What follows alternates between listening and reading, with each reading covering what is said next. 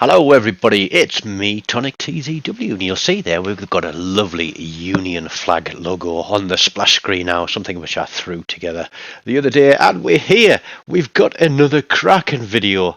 I'm always proud of these. They don't come along every week or every day like some people seem to get them, but for me, they come around once every 10 days or so, depending on what I'm playing and how I'm playing.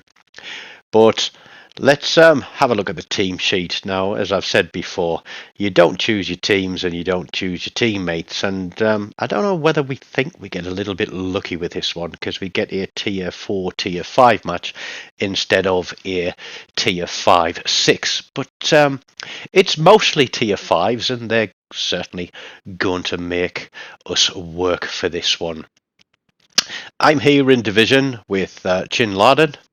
And we both took the Hyugas out. We've been having a bit of fun where we double up and we take out two ships the same, and we just have a chat. We have a chat, talk through the day, and see what's going on in each other's lives. And it's a nice bit of company when you're stuck on your own, just to be able to sit and play and have a chat.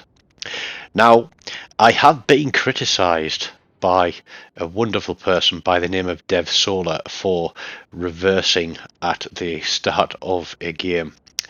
But what I suggested to Chin here is we've got a destroyer coming over.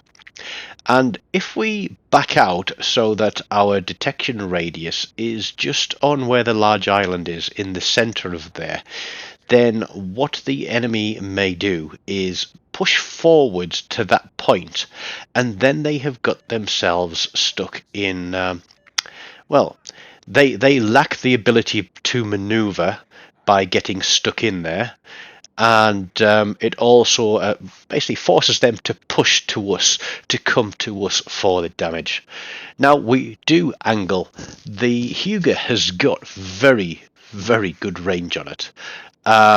And a lot of the guns seem to be towards the back of the ship. So I tell Chin that I'm going to kind of reverse and point my back end towards that gap, and we do get spotted.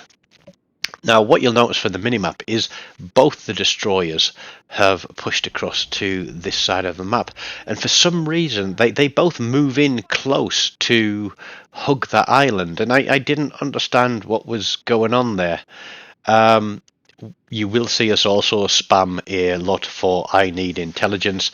That was partly for fun, and partly because we actually did need intelligence. But you see there that we take a salvo, very obviously an HE cruiser, and looking at the amount of time it's taken to reload, it's not the Marblehead which was on red team. We do have two battleships out there, a Dirtflinger and a New York.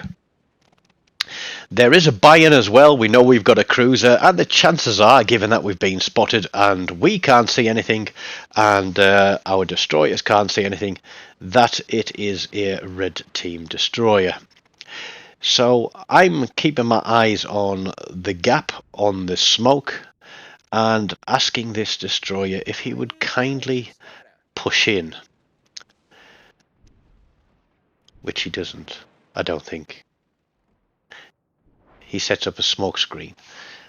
Why, I'm not quite sure. I'm just wondering, is he expecting a red team to push through and for us to spot them so that he can torpedo, or is he dropping a smoke screen for those ships that are coming in behind him, which are basically battleships, so the smoke would be of very little use to them whatsoever. But he does get his smoke out, and he sees the Podvoisky.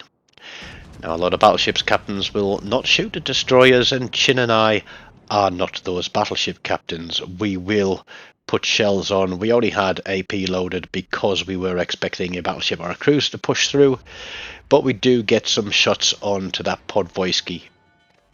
He has two destroyers and another battleship there onto him as well. And so there's plenty of guns pointing in that direction. I'm looking for this New York coming around the corner, and we're going to pop some shots out at him as well. Now, we didn't hold those shots for another shot at the destroyer because the way we looked at it, there was 3 ships there had focus fire on him. But there is the Trento. He is a long way back. He's already set fire to me once. And I'm kind of indecisive here about who I should shoot at. The Podvoisky's just about dead. There he goes off the map. So we switch our attention to this Trento, who's quite a small target at this range.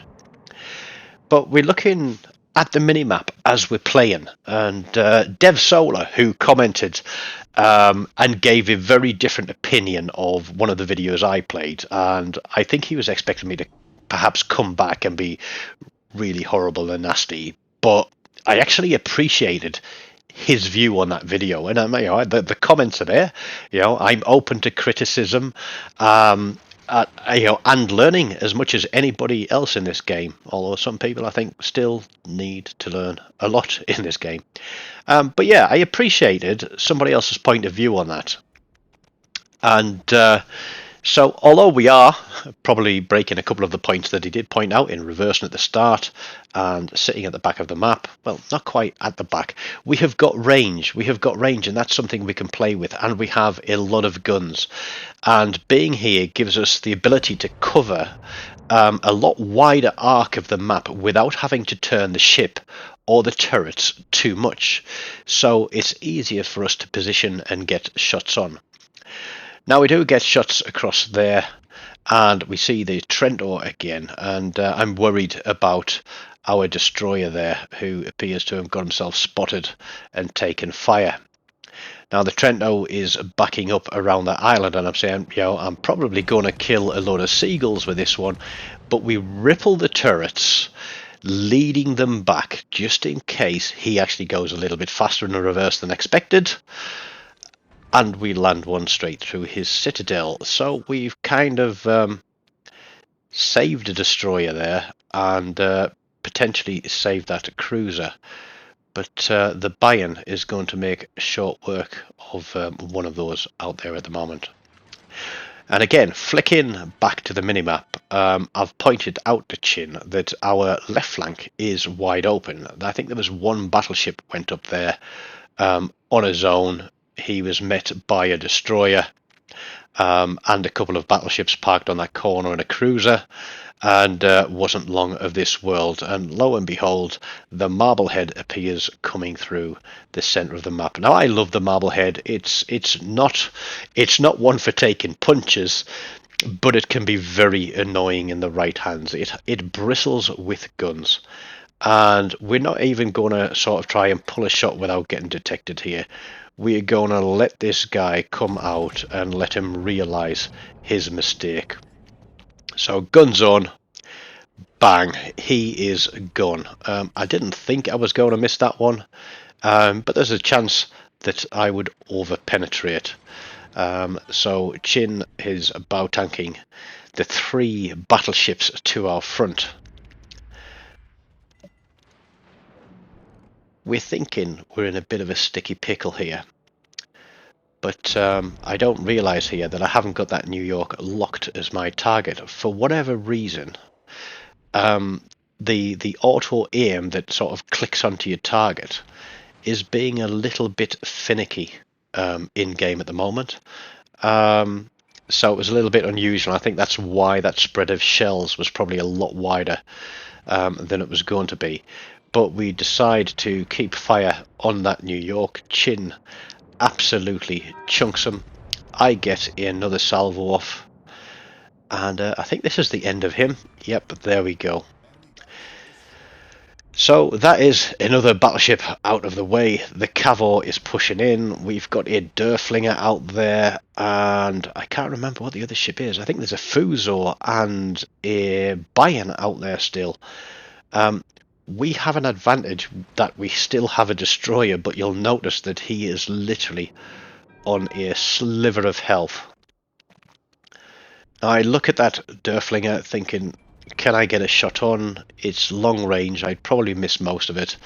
And the Cavor to our front is probably the biggest risk. He's got nasty secondaries, And where I didn't pull a shot at that Derflinger, he obviously decided it was worth pulling a shot on me. So I think perhaps I got a little bit lucky there.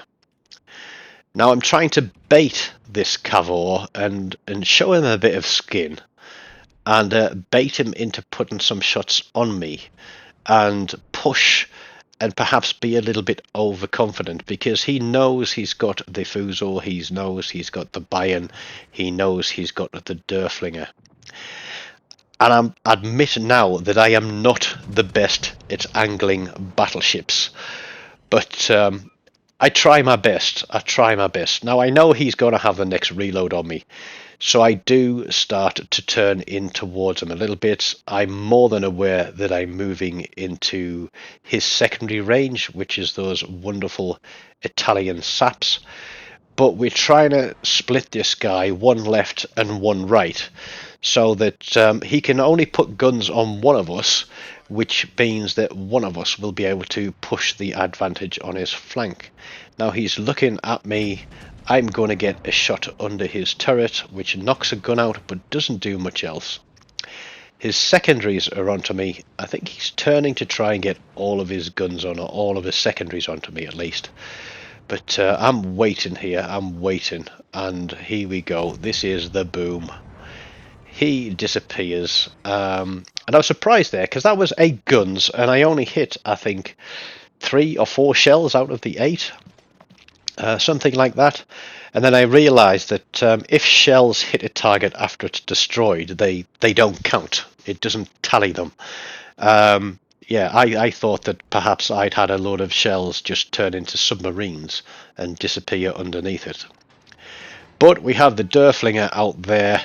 We have the Fuso on our right as well.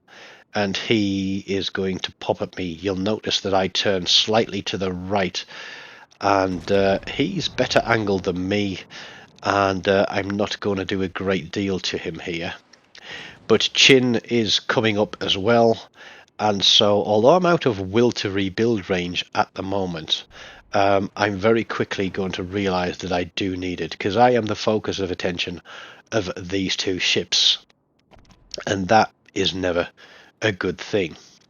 So Fuso gets a reload. I probably start my turn a little bit too early there and get absolutely bumped. Now, normally, I'd expect that to be a decent salvo. It gives me just under 14k. It gives me a high caliber. And what I'm trying to do is let that Fuso push into the side of that hill so that I am not at risk of another broadside. The Mayhin, who is on a sliver of health, does pick up that Fuso with his torpedoes, so doing me an absolute solid and getting rid of it, which means I no longer need to protect my right flank. Chin is up behind me in will to be rebuild range, and as I said, this game is will to rebuild saves the day, because since they released these new German battle cruisers, I'll be absolutely honest, I don't think I've hit one of them for a citadel once. We get a Confederate medal off that salvo, or off those 2 front turrets. We're pushing into them, trying to use our secondaries.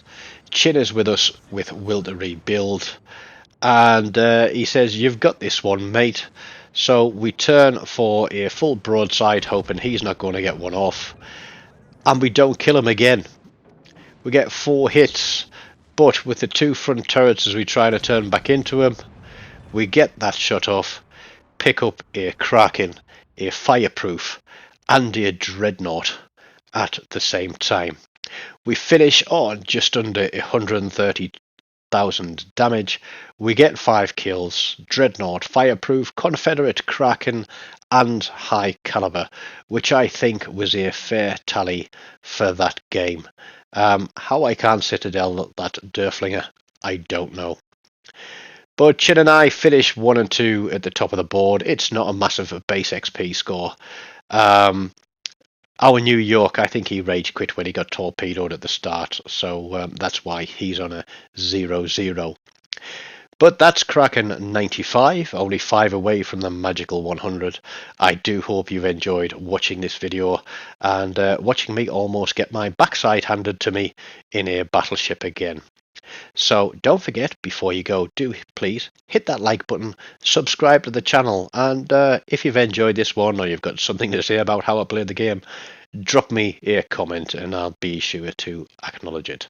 So until next time, take care and goodbye.